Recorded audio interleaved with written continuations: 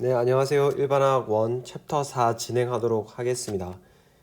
그래서 이때까지는 주로 내용만 다루고 예제 문제 같은 것들을 좀 안 풀어서 여러분들께서 좀 수업을 따라가기 어렵다고 많이 이야기들을 하셔서 지금부터는 나오는 예제들을 좀 꼼꼼하게 풀어보도록 하겠습니다. 숙제 문제 같은 경우에는 그 수업 시간에 풀기에는 양이 너무 많기 때문에 그런 부분들은 제가 따로 정리를 해가지고 제 개인 유튜브에다가 올려놓을 테니까 필요하신 분들은 거기서 참고를 하시면 될 것 같아요. 그리고 뭐 여러분들 중에서 이제 뭐 복습을 하고 싶은데 그 영상을 다시 볼 수 없다 뭐 이렇게 말씀하시는 분들도 있을 것 같아서 뭐 그런 것들도 제 유튜브에 올려놓을 테니까 그 링크를 타고 가셔서 보시면 될 것 같습니다. 그 출석 체크 때문에 이 영상을 그 기간을 정해 놓아야 되거든요. 그래서 좀 이해를 부탁드리고. 그 챕터 4는 수용에게서 전체적인 개략적인 그림을 보는 게 되겠습니다. 그런데 우리 교재가 뭐 잘 쓰여져 있지만 조금 특히 4장에서 이 뭐 전해질 이야기 할 때 산염기가 나오고 막 이래가지고 순서가 조금 뒤죽박죽이에요. 그래서 저는 순서를 조금 바꿔서 진행을 하도록 하겠습니다. 그래서 먼저 4.3절에 가서 산염기를 이야기를 한 다음에 다시 4.1절로 왔다가 4.2 이렇게 진행을 하도록 하겠습니다. 그래서 챕터 4는 수용에게 관한 것이고 먼저 4.3절로 가겠습니다. 4.3절은 산염기 반응입니다. 그래서 산이 무엇이고 염기가 무엇인지를 알아야지 산염기 반응을 이해할 수 있겠죠. 산염기를 정의하는 데 있어서는 크게 세 가지가 있습니다. 첫 번째는 아레니우스의 산염기 정의가 있고, 아레니우스의 산염기 반응에서는 산이라고 하는 것은 H 플러스 양성자를 만드는 물질을 이야기를 합니다. 그리고 염기의 경우에는 수산화이온 OH-를 만들 수 있는 물질들을 의미를 합니다. 그래서 예를 들자면은 HCl 같은 것들 이런 것들은 물에 녹아서 H+와 Cl- 이온으로 갈라지기 때문에 여기 H+가 생기죠. 그래서 우리가 HCl은 산으로 분류를 합니다. 예를 들면은 염기 같은 경우에는 NaOH 같은 것들이 있는데 이것들은 물에 녹이면 소듐 이온이랑 수산화 이온으로 이렇게 나눠져서 여기에 지금 수산화 이온이 생겼기 때문에 NaOH는 염기라고 분류를 합니다.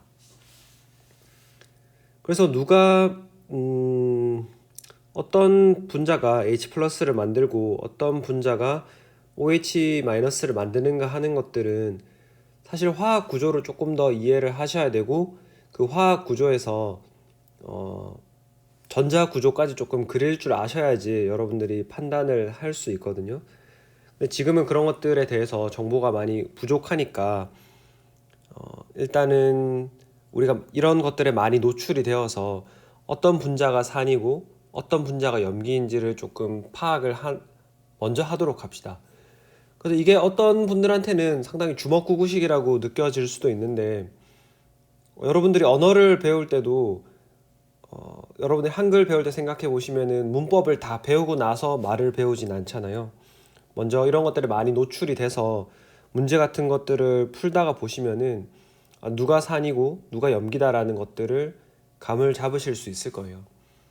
그래서 물론 일반학 저희 그 시험이나 뭐 이런 데에서는 어떤 물질이 산이다 염기다라는 정보를 다 드릴 거예요. 그러니까 뭐 지금 당장 외우실 필요는 없으되 충분히 노출을 많이 하셔가지고 익숙해지시는 게 좋을 것 같습니다. 그래서 이 아레니우스 산염기의 정의는 어떤 한계점이 있는데 바로 어떤 한계가 있냐면은 NH3가 암모니아가 염기의 성질을 가지고 있음에도 불구하고 OH-가 어디에서 생기는지 설명하기가 쉽지 않은 거죠. 그래서 이것을 확장을 하여 가지고 브랜스테드 로우리 산염기 정의가 등장합니다. 여기에서도 산은 H+를 만드는 H+ 주계 물질로 정의를 하는데 염기의 정의가 조금 더 확장이 됩니다. 확장이 되어서 H+를 받을 수 있는 물질로 확장이 되는 것이죠. 그럼 이 확장된 정의에서는 NH3가 염기인 것을 설명할 수 있습니다. 수용액 상태에서 물이랑 만나가지고 H+를 암모니아가 받아주면 여기에서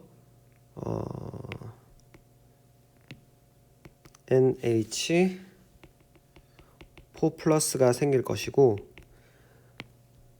H+를 주고 남는 것은 OH- 되겠죠. 그래서 염기를 H+ 받게로 이해를 하면은 암모니아가 염기인 것도 설명을 할 수가 있습니다. 그래서 제가 말씀드리는 것은 이것은 아레니우스의 정의를 더 확장했다는 것이에요. 서로 다른 것이 아니라 확장을 해서 더 포괄적인 상위 개념이 된 것입니다. 그래서 NaOH에서 나오는 Na+랑 OH-가 있잖아요. 그 OH-가 H+를 받아가지고 다시 물로 되돌아갈 수 있기 때문에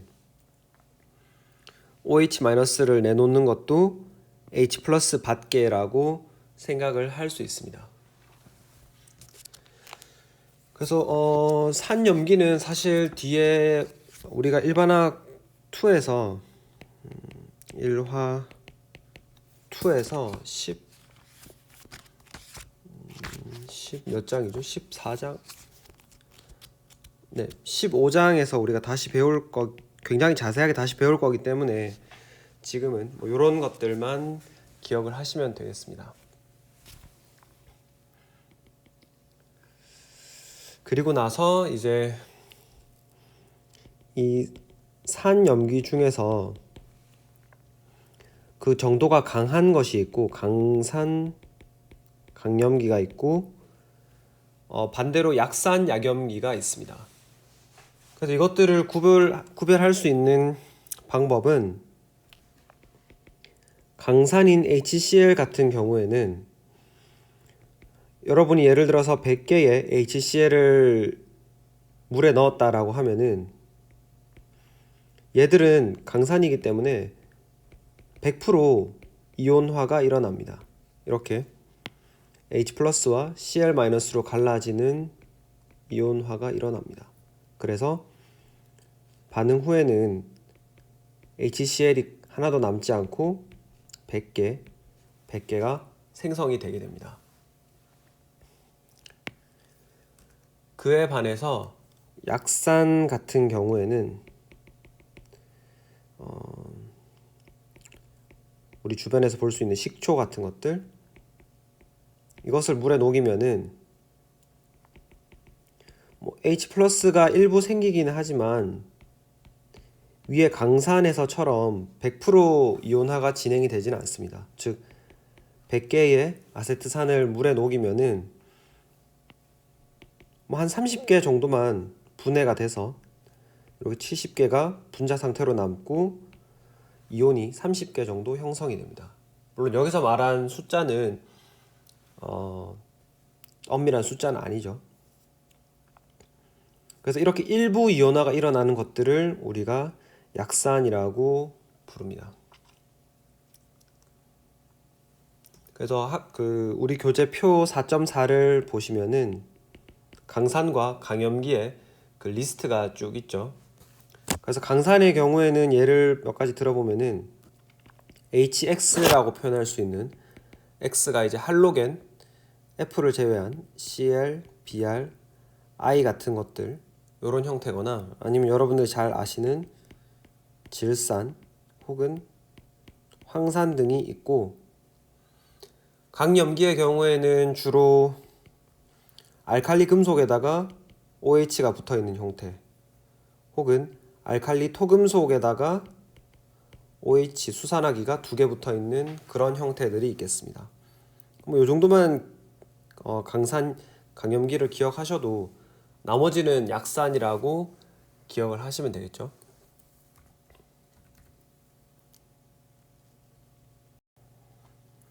그래서 앞에 제가 말씀드릴 때 산염기를 정의하는 것에는 아레니우스와 브랜스테드 로울이 포함해서 총 3개가 있다고 말씀을 드렸습니다.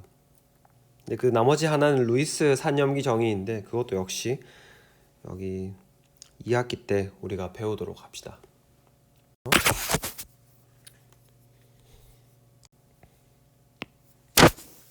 그러면은 우리는 이제 한 가지 용어를 배우게 되는데 1양성자산 혹은 다양성자산을 배우게 됩니다. 1양성자산이라고 하는 것은 이름에서도 알 수 있다시피 1이 한 개를 의미하죠. 양성자 한 개를 만들 수 있는 산을 1양성자산이라고 합니다. 예를 들면 우리가 계속 봐왔던 HCl 같은 것들, 이렇게 양성자 한 개가 생기죠. 혹은 질산 같은 것들, H 플러스 NO3 마이너스로 갈라지죠. 다양성자산이라고 하는 것은 이름에서도 역시 알 수 있다시피 마늘 다자에다가 양성자 H 플러스를 의미하죠. 그리고 예를 들자면은 황산 같은 것들 H2SO4 같은 것들이 물에 녹으면은 H 플러스 2개와 황산 이온으로 나누어지게 되죠. 그래서 이런 다양성자산에서는 우리가 실제로 이렇게 반응식을 쓰는데 좀 더 자세히 들여다보면 어떤 과정이 일어나냐면은 양성자 2개가 이렇게 한꺼번에 떨어져 나가는 것이 아니라 실제로는 먼저 첫 번째 H 플러스가 이렇게 하나 떨어져 나가게 됩니다. 그래서 이 경우에는 우리가 황산이 굉장히 강산이기 때문에 100% 이온화가 일어나게 되죠. 그래서 화살표를 이렇게 한 방향으로만 표시를 해줍니다. 앞에서 말씀드렸다시피 이런 황산 수소 이온도 산으로서 작용할 수 있거든요. 그래서 두 번째 스텝은 황산 이온이 H 플러스를 내고 황산 이온이 되는 것인데, 이 경우에 황산 수소 이온은 약산이에요. 100% 이온화가 일어나지 않는다는 말이고, 그 말은 이렇게 나누어졌던 해리가 됐던 애들이 다시 만나서 되돌아갈 수도 있다는 말이죠. 그래서 부분 이온화가 일어나고, 그래서 그것을 우리가 표현해 주기 위해서 이렇게 화살표를 양쪽으로 표기를 해줍니다. 그래서 여러분들이 이 반응을 만약에 현미경을 가지고 관찰을 하실 수 있다면은 처음에 황산수소 이온이 생성됐을 때는 막 얘들이 다시 돌아올 수가 없죠, 그죠? 돌아올 게 없으니까 처음에 막 갈라질 거예요. 갈라지다가 보면 그 중에 몇 개는 이렇게 되돌아오기도 하겠죠. 근데 그러다가 이제 시간이 쭉 지나면은 겉으로 봤을 때는 이 용액 안에 들어있는 황산수소 이온의 개수와 H 플러스의 개수와 SO4 E-의 개수가 안 변하는 시점이 올 거예요. 그죠? 이 숫자가 개수라고 합시다. 개수가 고정이 되어 있는 것처럼 보이는 시점이 올 겁니다. 근데 실제로 이게 개수가 고정이 되었다라고 해서 아무런 반응이 일어나지 않느냐 하면은 그것은 아니에요. 실제로는 반응이 계속 일어나고 있죠. 요게 이런 식으로 나누어졌다가 다시 합쳐져서 되돌아오고, 다만 그 만들어지는 속도와 나누어지는 속도와 되돌아오는 속도가 같기 때문에 거시적으로 봤을 때는 개수가 변하지 않는 것처럼 보이는 것이죠.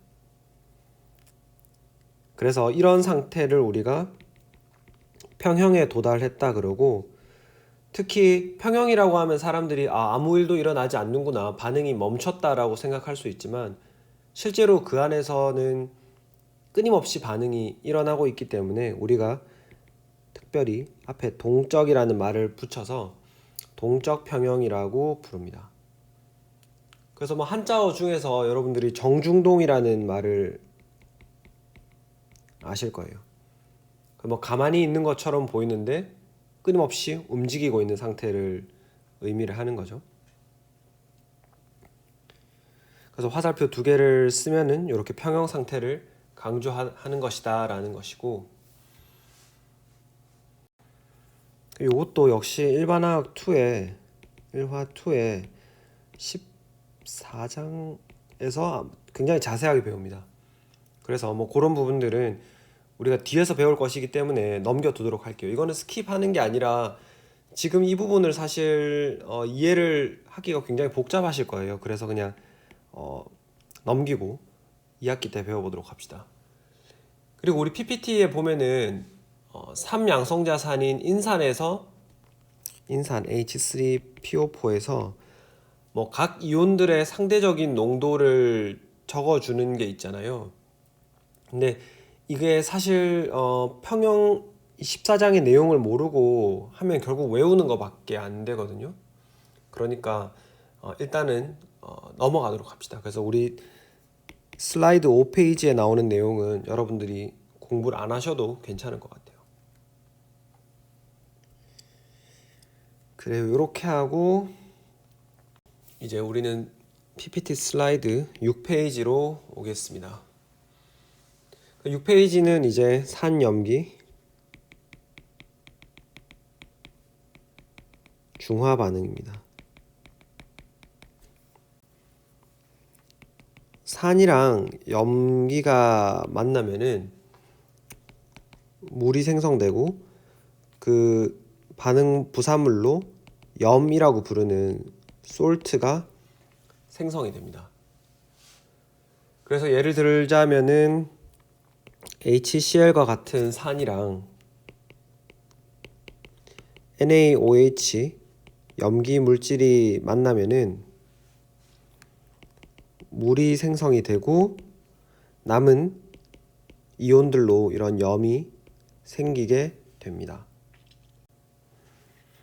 그래서 이런 식으로 우리가 분자 형태를 그대로 보존해서 써주는 것을 분자 반응식이라고 부르고, 근데 여러분들께서 잘 아시겠지만은 강산 강염기는 100% 헬이 되잖아요. 실제로 수용액에서 얘들은 H 플러스랑 Cl 마이너스를 이렇게 갈라져 있을 거란 말이에요. NaOH는 어떻습니까? Na 플러스랑 OH 마이너스로 이렇게 갈라져 있을 거예요. 그리고 뭐 물은 액체 상태니까 잘 붙어 있을 건데, 이 NaCl이라고 하는 이온 화합물은 물에 넣으면 굉장히 잘 녹잖아요. 그래서 이것도 역시 Na 플러스와 Cl 마이너스로 나누어져 있을 겁니다.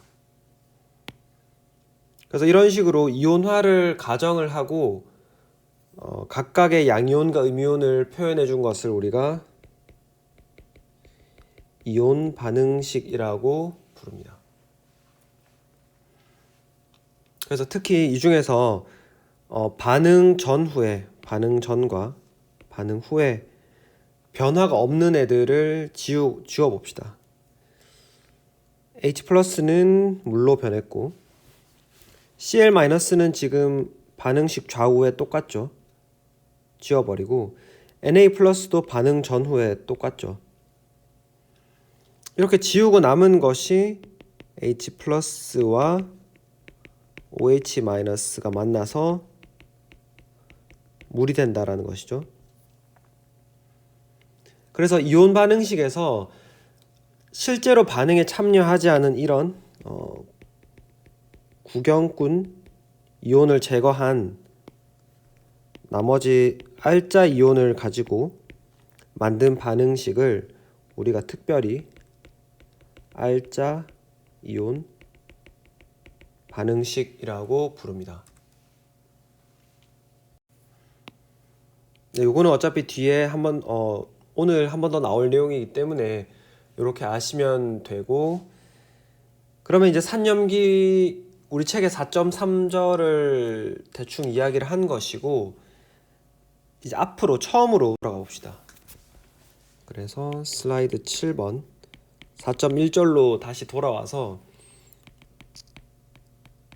그 수용액의 일반적 성질을 한번 같이 토의해 봅시다.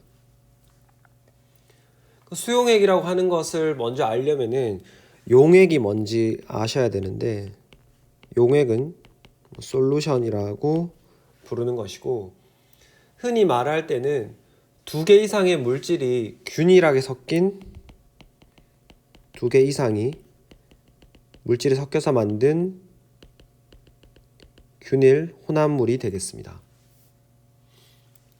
그래서 용액은 상대적으로 양이 적은 용질과 상대적으로 양이 많은 용매로 이루어져 있습니다. 그래서 우리가 수용액이라고 하는 것은 이 용매가 물인 경우를 특별히 수용액이라고 부릅니다. 물 숫자를 쓴 거겠죠.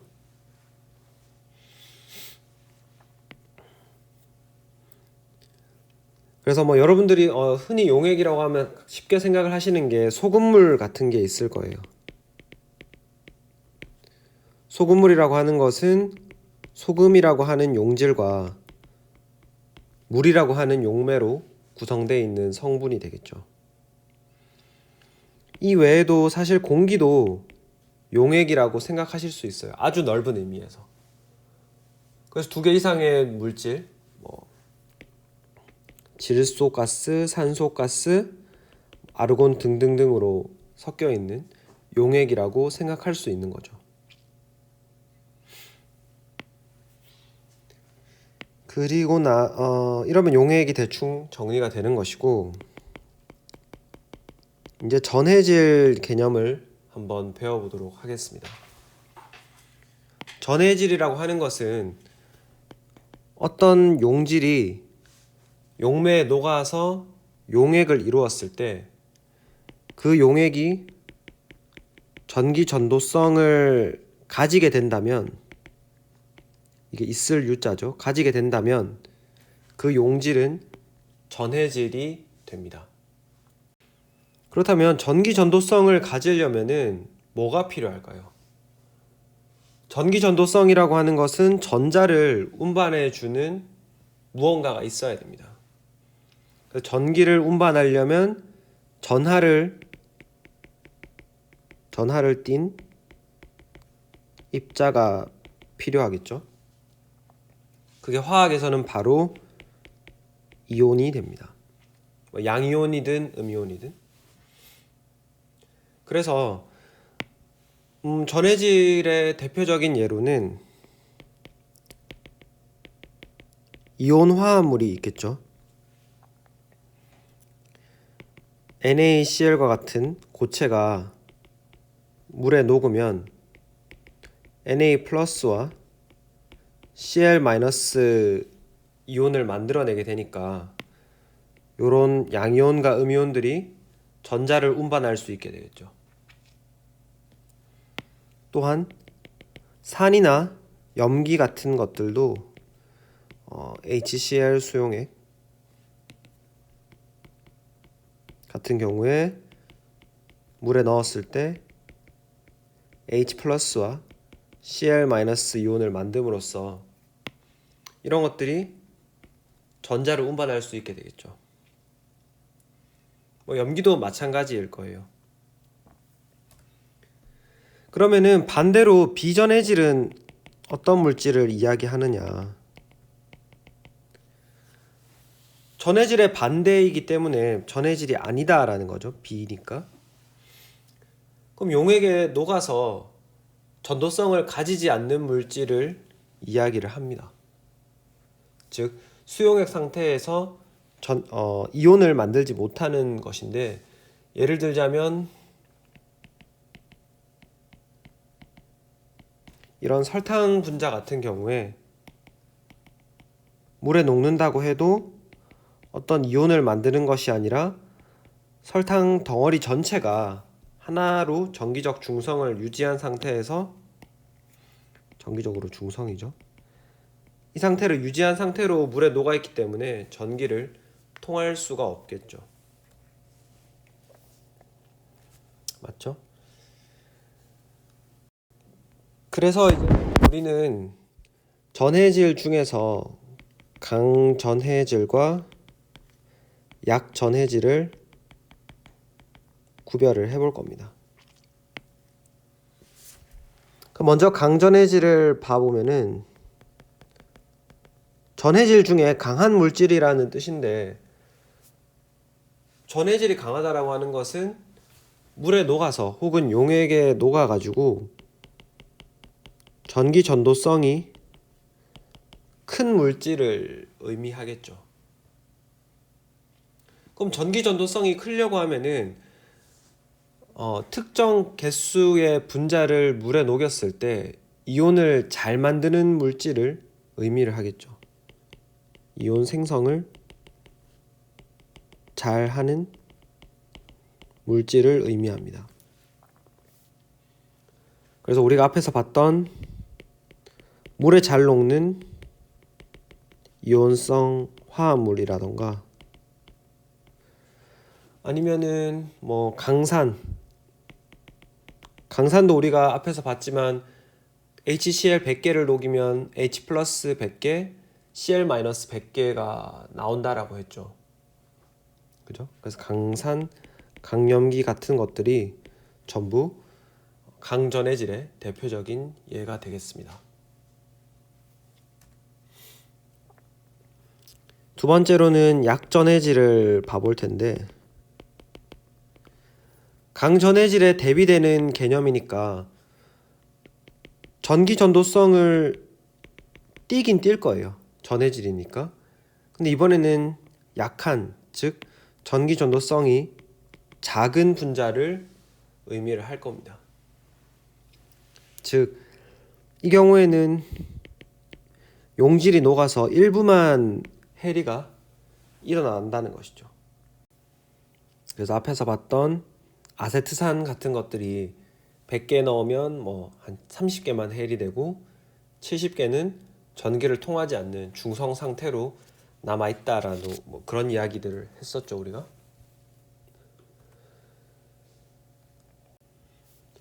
그래서 우리가 어떤 용액을 가져다 놓고 비커에다가 용액을 채워 놓은 다음에 여기에다가 이렇게 전구를 꽂아놨습니다. 전구를 꽂아놨을 때 여기에 이제 빛이 들어오냐 들어오지 않냐라는 것을 용액의 상태에 따라서, 용액의 종류에 따라서 한번 볼 거예요. 첫 번째는 순수한 물입니다. 순수한 물을 우리가 돋보기를 가지고 들여다보면은 전부 이런 분자 상태로 거의 다 존재할 거예요. 이런 중성 상태의 분자로만 존재한다는 것은 전하를 운반할 수 있는 운반체인 이온이 없기 때문에 전기 전도성이 거의 0에 가까워서 전구에 빛이 들어오지 않겠죠, 그죠? 여기 빛이 안 들어올 겁니다. 이제 약산인 HF를 넣으면 약산이기 때문에 일부는 이런 식으로 붙어 있을 거고 일부는 이온으로 해리가 되어 있을 겁니다. 그래서 적은 숫자의 이온들을 포함하고 있기 때문에 빛이 들어오긴 하겠지만 전기 전도성이 굉장히 작겠죠. 즉 빛이 불빛이 약할 겁니다. 그런데 강산이 죄송합니다. 강산이 아니라 강전해질인 수용성 물에 잘 녹는 이온성 화합물인 NaCl 같은 것을 녹였을 때에는 들어간 거 전부 다 이렇게 NaCl, Na+와 Cl- 형태로 다 나누어져 있을 거기 때문에 각각이 전하를 운반할 수 있는 운반체가 되었죠. 그죠? 그래가지고 이 경우에는 전기 전도도가 굉장히 클 거라고 예측을 할 수 있습니다. 그래서 우리 교재 그래서 여러분들이 어떤 물질을 받았을 때 그 물질이 강전해질이냐 아니냐라는 것들을 파악할 수 있어야 되는데 우리 책에 있는 그림 4.2를 보시면 되는데 조금 틀린 점이 있어요. 그래서 한번 살펴보도록 하겠습니다. 그래서 먼저 이제 질문이 죄송합니다. 첫 번째 질문이 이온성이냐 분자성이냐를 나눠야 됩니다. 그래서 만약에 여기서 이온성이다라고 해버리면 이거는 사실 수용성 이온 화합물이라 그러면 별 생각할 거 없이 강전해질이 되겠죠. 만약에 분자성이라고 하면은 이때부터는 조금 생각을 해보셔야 돼요. 그래서 첫 번째 질문이 뭐가 되어야 되냐면은 용액이 중성인지 혹은 산성, 염기성인지로 나누셔야 됩니다. 만약 중성이라고 하면은 설탕과 같은 특별히 헬이 돼가지고 어떤 이온을 만들 수 없다라고 하면은 이 경우에는 그냥 비전해질이 되겠죠. 그러면 남는 것은 이제 산성 아니면 염기성인데 우리 책에서는 마치 염기성이면 약전해질이다 라고 이렇게 딱 해버렸는데 사실 그렇지 않죠. 염기성의 경우에도 NaOH 수용액 같은 것은 굉장히 강전해질이거든요. 100% 해리가 일어나는. 그래서 산이냐 염기냐로 나누는 것이 아니라 여기서 강산 또는 강염기성인지 혹은 약산, 약염기성인지로 나누어야겠죠. 그래서 100% 해리가 일어나는 강산, 강염기의 경우에는 우리가 강전해질로 분류를 할 수가 있을 것이고 강전해질은 빨간색으로 썼네요. 강전해질 빨간 또 색깔을 통일합시다. 강전해질로 분류할 수 있을 것이고 약산 약염기성의 경우에는 부분 해리가 일어날 것이기 때문에 얘들은 약전해질로 분류가 될 수 있을 것입니다. 이런 식으로 조금 그림을 업데이트를 해 주시고 이제 예제 4.1을 한번 풀어봅시다. 다음 화합물을 각각 비전해질, 약전해질, 강전해질로 분류하시오라고 했습니다. 첫 번째는 메탄올 CH3OH인데 이 경우에는 어떤 해리 될 수 있는 부분이 없기 때문에 요거를 나중에 여러분들이 이제 구조를 보시면은 화학 구조는 이렇게 생겼는데, 이렇게 탄소에 붙은 OH는 우리가 알코올 나중에 유기화학에서 배우실 거예요. 알코올 그룹이라서 따로 해리가 거의 일어나지 않기 때문에 우리는 이것을 분자성 물질로 간주를 해서 비전해질이라고 분류할 수 있고, 두 번째 수산화소듐 NaOH 같은 경우에는 앞에서도 봤지만 Na 플러스랑 OH 마이너스로 물 안에서 갈라 100% 해리가 일어나기 때문에 강전해질. 에틸아민의 경우에는 C2H5 NH인데 NH2 탄소 여기 이제 수소가 이렇게 막 달려 있는 거죠. 이게 뭐 복잡하게 생겼지만 사실은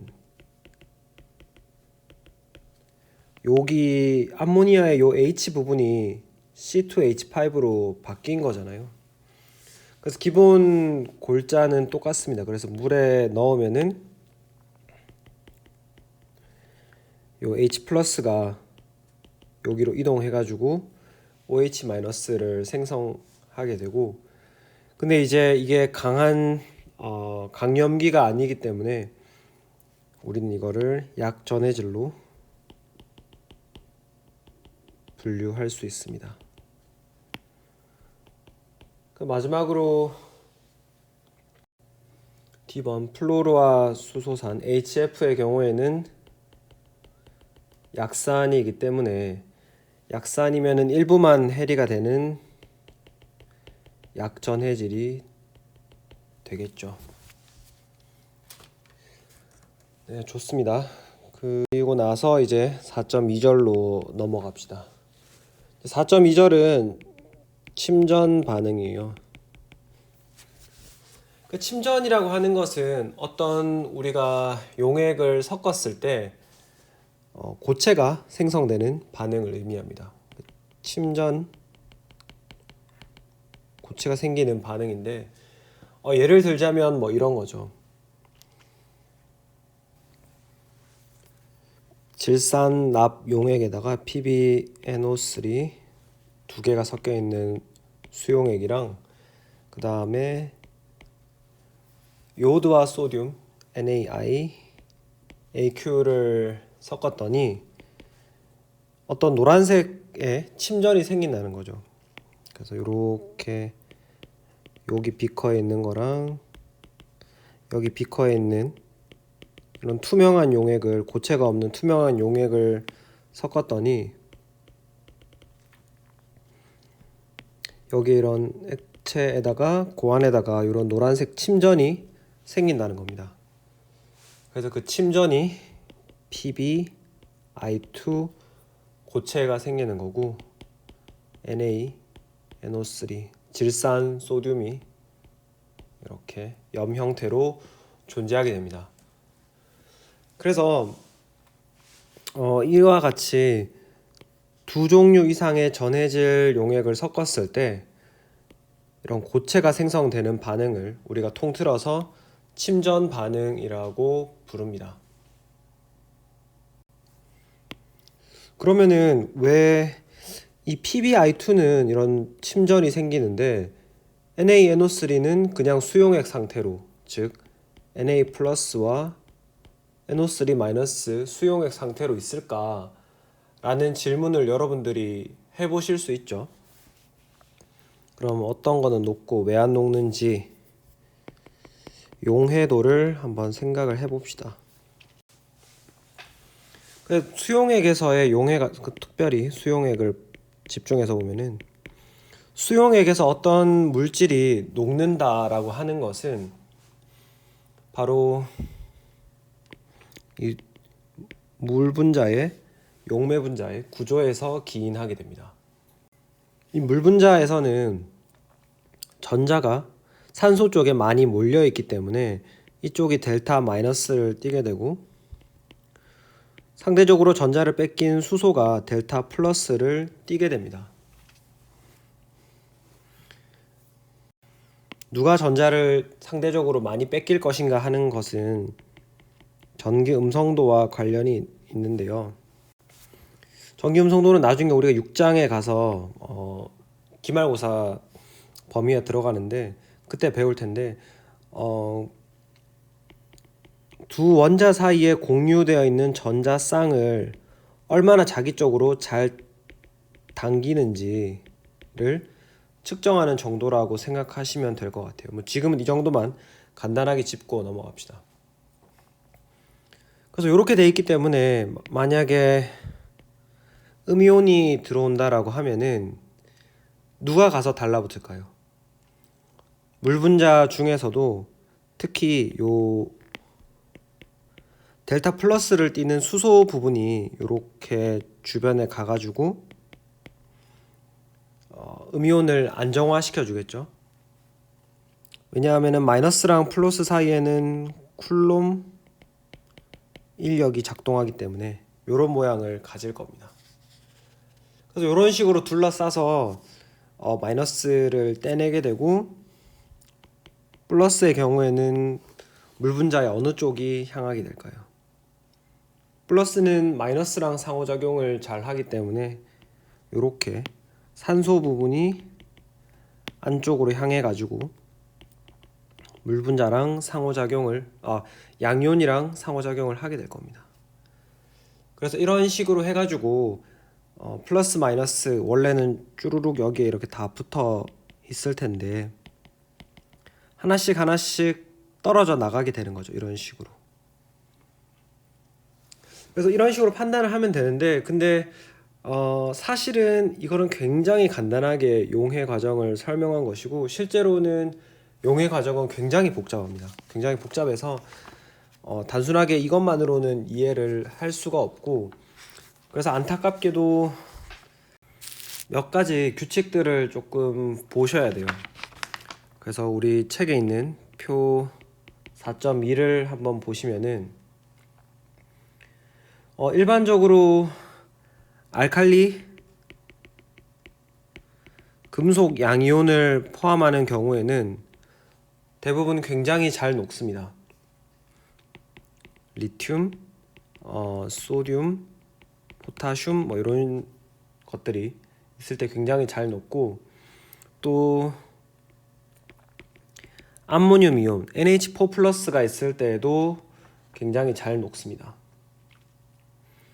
또 이외에도 뭐 질산염 이온 NO3- 있다거나 아세테이트 이온 C2H3O2- 같은 것들이 있으면 잘 녹습니다. 예를 들어서 할로젠 이온 Cl- 혹은 Br-, I- 같은 것들이 있는 것들도 대부분 잘 녹는데 예외적으로 만약에 이것들이 Ag+나 수은이온 Hg22+ 혹은 Pb2+랑 결합을 하면은 잘 녹지 않는 난용성 염을 만듭니다. 그리고 SO4- 황산이온을 포함하는 경우에도 대부분 잘 녹는데 이게 Ag+라던가 혹은 Hg2, 2+, Pb2+, Ca2+, Sr, 스트론튬 2+, 바륨 2+랑 결합을 할 때에는 잘 녹지 않습니다. 그래서 뭐 이런 것들을 좀 더 명확한 규칙이 있으면 좋겠지만은 사실 일반화학 수준에서 이것들을 보고 녹는다, 녹지 않는다를 결정하는 것은 상당히 어렵기 때문에 좀 이렇게 많이 노출이 되시고 뭐 시험 문제에 만약에 나온다면 제가 낸다면 이런 부분들을 누구는 녹고 누구는 녹지 않는다 이렇게 미리 정보를 드릴 거기 때문에 이걸로 너무 스트레스를 받지 않으셨으면 좋겠어요. 근데 나중에 뭐 다른 시험을 준비하시는 분들은 어쩔 수 없이 이런 부분들을 조금 외우셔야 될 겁니다. 근데 사실 많이 노출되다 보면은 왠지 몰라도 대충 느낌으로 아실 수는 있습니다. 자, 그래서 사실 이런 부분들을 명확하게 설명할 수가 없는 부분들이라서 사실 수업할 때 굉장히 싫어하는 부분 중에 하나인데 네, 아무튼 그렇습니다. 그래서 뭐 예제 4.2 같은 것들을 한번 같이 해보면 AgNO3가 가용성이냐 불용성이냐를 판단을 해야 되는데, 지금 보면은 여기 여러 가지 규칙들 중에 질산염이온 NO3-를 포함하고 있으니까 이거는 잘 녹을 거라고 예상할 수 있죠. 그래서 가용성이고, 가용성이라는 말은 AgNO3를 물에다가 넣어서 녹이면 Ag 플러스랑 NO3 마이너스로 이렇게 갈라진다는 거죠. 그리고 B번의 경우에는 CaSO4인데, SO4 황산이온이 있으면 대부분 잘 녹는데 예외를 한번 보시면 Ca2 플러스랑 결합을 하면 잘 안 녹는다고 하죠. 그래서 이것은 불용성이 되고, 이거는 물에 넣어도 그냥 이런 고체 형태로 남아 있게 됩니다. C번은 K2CO3인데 이것의 경우에는 표 4.3을 우리가 뭐 빠뜨렸지만은 표 4.3을 한번 보시면은 탄산이온을 포함하는 경우에는 대부분 불용성인데, 그럼에도 불구하고 알칼리 금속이랑 붙어 있는 경우에는 가용성이라고 되어 있습니다. 그래가지고 이것은 가용성으로 분류가 되고, 물에 녹으면 두 개의 K 플러스와 탄산이온 CO3 E-로 나누어지게 됩니다. 그래서 뭐 여기 나오는 예제들을 조금 더 연습을 해 보도록 하시고, 앞에서 우리가 잠깐 다뤘던 뭐 분자 반응식과 이온 반응식을 조금 더 이야기를 해 보도록 하겠습니다. 그래서 앞에서 썼던 질산 납이랑 요오드와 나트륨을 나트륨이라고 하면 안 되죠. 요오드와 소듐을 섞어 가지고 PbI2 침전이 생기고 두 개의 NaNO3 이렇게 염이 생기는 경우를 한번 봐봅시다. 이렇게 각 분자 이온 화합물들을 분자식으로 이렇게 써준 것들을 우리가 분자 반응식이라고 그러고, 얘네들이 둘 다 가용성 염이잖아요. 가용성 염이니까 물에 넣으면 100% 해리가 되어가지고 Pb2 플러스 AQ, 그 다음에 두 개의 NO3 마이너스 AQ 형태와 요렇게 쓰는 거랑 요렇게 쓰는 거랑 완전히 똑같다고 생각하시면 돼요. 가용성 염의 경우에. 그 다음에 요오드와 소듐의 경우에는 두 개의 Na 플러스 AQ랑 두 개의 I 마이너스 AQ 형태로 쓸 수가 있고,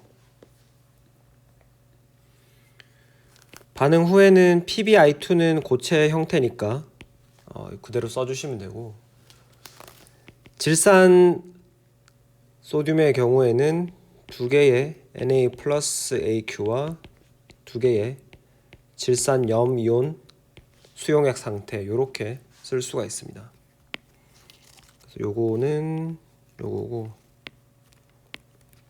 두 개의 NaNO3 AQ는 각각의 양이온 음이온으로 분리해서 쓸 수가 있는 거죠. 이렇게 쓰고 쓴 식을 우리가 이제 이온 반응식이라고 한다 그랬죠. 이온 반응식이고, 거기에서 좌우에 반응 전후에 똑같이 존재하는 것들, 그러니까 NO3- 두 개, 그 다음에 Na 플러스 두 개 같은 이런 것들을 지우고 난 다음에 요 지워진 게 이제 구경꾼 이온이라 그랬죠. 남는 것들 Pb2 플러스 AQ 두 개의 I 마이너스 AQ가 PbI2 고체를 형성한다. 이렇게 딱 반응에 참가하는 요것들 알자 이온만 사용한 것들을 우리가 알자 이온 반응식이라고 부릅니다. 그래서 이렇게 쓸 수가 있고, 예제 4.3번을 같이 풀어보겠습니다. 아세트산 납과 염화칼슘 수용액이 결합할 때 일어나는 반응에 대해 분자 이온 알자 반응식을 쓰시오라고 했네요. 아세트산 납이라고 하는 것은 분자식이 Pb에다가 아세트산 이온이면 C2H3O2 마이너스니까 PbE 플러스와 C2H3O2 마이너스가 이온 화합물을 만들려면 두 개가 있어야겠죠. 수용액이니까 AQ를 붙여주고, 그 다음 염화칼슘이라고 하면은 염화니까 Cl 마이너스, 칼슘은 Ca2 플러스니까 Ca Cl2AQ가 되겠습니다. 그래서 이 두 개를 섞었을 때 어떤 반응이 일어날 거냐라는 거를 묻는 거죠. 근데 둘 다 체크를 해 보시면은 둘 다 가용성 염이에요. 즉 물에 넣으면 100% 헬이 된다는 말이죠. 즉 물에 넣으면은 PbE 플러스랑 PbE 플러스 AQ 두 개의 C2H3O2 마이너스 AQ, 그 다음 Ca2 플러스 AQ 두 개의 Cl 마이너스 AQ가 생성이 됩니다. 그러면은 새로 만들어지는 것들이 어떤 것들이 있는지를 한번 생각을 해보면 되는데, 지금 요렇게가 서로 다른 요 두 선을 기준으로 왼쪽과 오른쪽이 서로 다른 용액에서 온 거죠. 근데 이 플러스랑 플러스가 만나는 거는 여러분들이 고려할 필요 없죠. 그죠? 이온성 화합물을 만들 때 항상 플러스랑 마이너스가 만나기 때문에 같은 전하끼리 만나는 요것들은 무시를 하시면 되고, 결국 여러분들이 새로 고려를 해줘야 되는 것은 바로 이 녹색으로 쓰는 바로 요 조합이 되겠죠.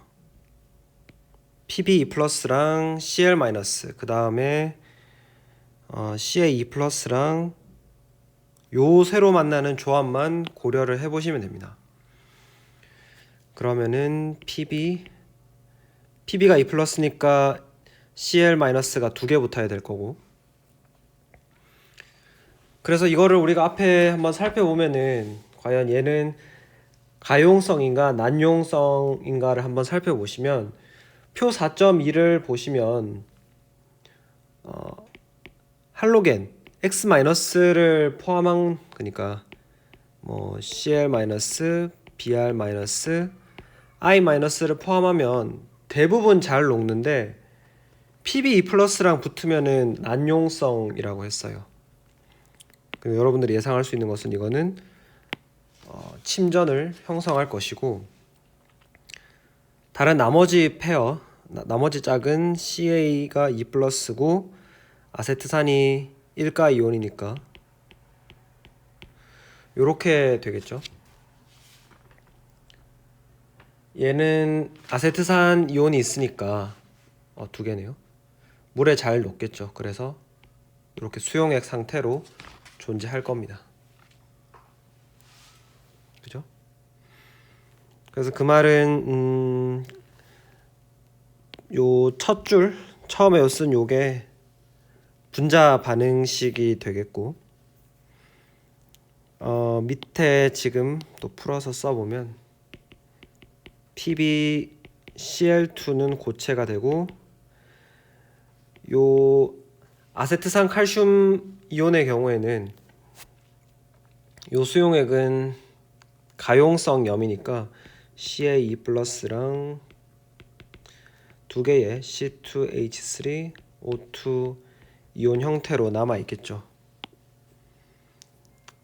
그래서 두 번째 요 썼는 요게 이온 반응식이 되겠고, 여기에서 구경꾼 이온인 아세트산 이온과 칼슘 이온을 지우고 난 PbE 플러스 AQ 두 개의 Cl-AQ가 PbCl2 고체를 형성하는, 이게 요 마지막 식이 알자 이온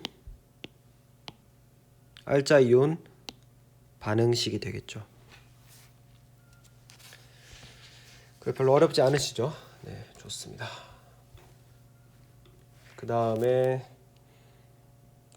조금 헷갈리실 텐데 다시 약간 4.3에 우리가 빠져먹었던 부분을 조금 하고 갑시다. 4.3에 뭐를 빠뜨렸냐 하면은 4.3에서 우리가 산염기 중화 반응이 일어나면은 물과 염이 생성된다라는 것은 알고 있었지만 실제로 그게 어떤 반응 메커니즘을 거치는지는 잘 몰랐죠. 그래서 그거를 한번 연습을 해보겠습니다. 그래서 질산 HNO3 굉장히 강산이랑 강염기 KOH를 반응을 한번 시켜보도록 하겠습니다. 얘는 강산이고 얘는 강염기이기 때문에 그 말인 즉슨 둘 다 100% 해리한다는 말이죠.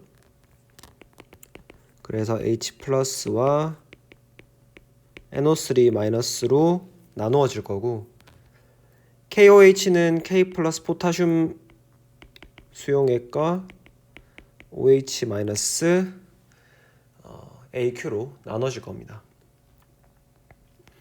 이렇게 해가지고 우리가 앞에서 했던 것처럼 서로 다른 용액에서 온 플러스와 마이너스 조합을 찾아보면 요 조합과 요 조합이 있죠. 좀 다른 색으로 쓸까요? 이렇게. 그래서 이 녹색 부분으로 쓴 H 플러스와 OH 마이너스의 만남은 항상 H2O 액체 형태를 만들어내게 됩니다. 그래서 이렇게 쓰실 수가 있고, 그 다음에 K 플러스와 NO3 마이너스가 만나는 경우에는 앞에서 보시면 NO3 마이너스 질산 이온이 붙으면은 잘 녹기 때문에 가용성 염을 만들겠죠. 그래서 K NO3 AQ 형태로 남게 됩니다. 그러면 요 밑에도 K 플러스 AQ NO3 마이너스 AQ라고 쓸 수 있을 거고, 그럼 이 첫 번째 줄은 반응 산염기의 분자 반응식이 될 테고, 이 두 번째에 나오는 요 형태는 우리가 이온으로 다 풀어 써준 이온 반응식이 될 겁니다. 그래서 여기에서 구경꾼 이온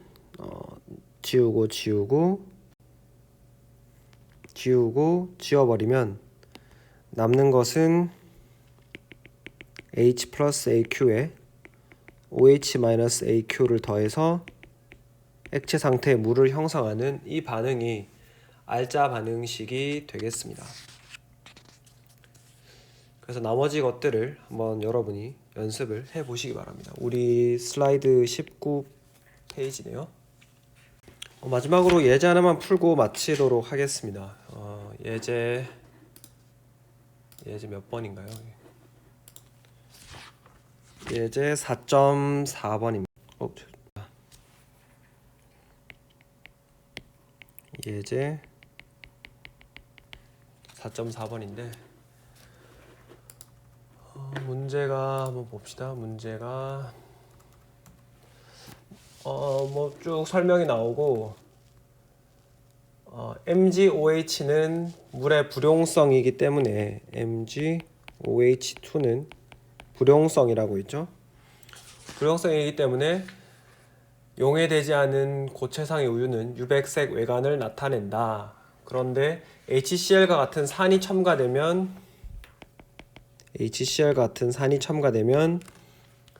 MgOH2가 용해되고 깨끗한 무색의 용액이 된다라고 했죠. 여기서는 대략 화학 반응식에서 뭐가 생길 건지를 예측하실 수 있어야 되는데, 이 MgOH2라고 하는 고체는 Mg2 플러스와 OH-로 이루어져 있는 것이고, 비록 붙어 있지만 HCl 같은 경우에는 H 플러스와 Cl-로 100% 해리가 되어 있습니다. 그래서 뭐 유사하게 생각을 하면은 앞에서 했던 것과 이렇게 H 플러스와 OH-가 만나서 수용액이 아니라 물을 만들게 되고,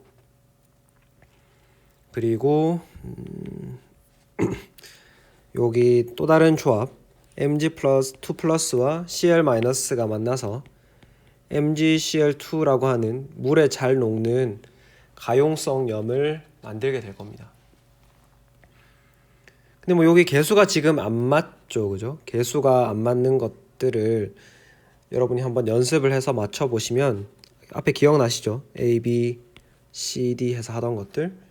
그래서 하면은 1대 2대 2대 1이라는 것을 아실 수가 있고, 요게 이제 분자 반응식이 되고, 그 다음에 이온 반응식의 경우에는 지금 MgOH2 같은 경우에는 수용액이 아니고 해리가 안 일어나죠, 그죠? 안 일어나기 때문에 이렇게 그대로 쓸 수밖에 없고, HCl 같은 경우에만 두 개의 H 플러스와 두 개의 Cl 마이너스로 이렇게 갈라질 수가 있는 것이고, 오른쪽에 있는 생성물인 물도 액체 상태이기 때문에 이렇게 붙어 있을 거고, MgCl2 같은 가용성 염만 Mg2 플러스와 두 개의 Cl 마이너스로 나누어질 겁니다. 이게 이온 반응식이 되고, 마지막으로 구경꾼 이온들을 지워보면 Cl-만 구경꾼 이온이죠, 그죠? Mg2 플러스도 구경꾼 이온이 아니냐라고 할 수 있는데, 엄밀하게 말해서 이거는 이 상태와 같지는 않아요.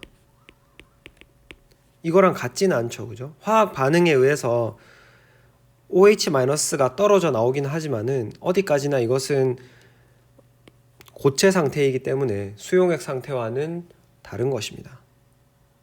그래서 MgOH2 고체에다가 두 개의 양성자를 가해가지고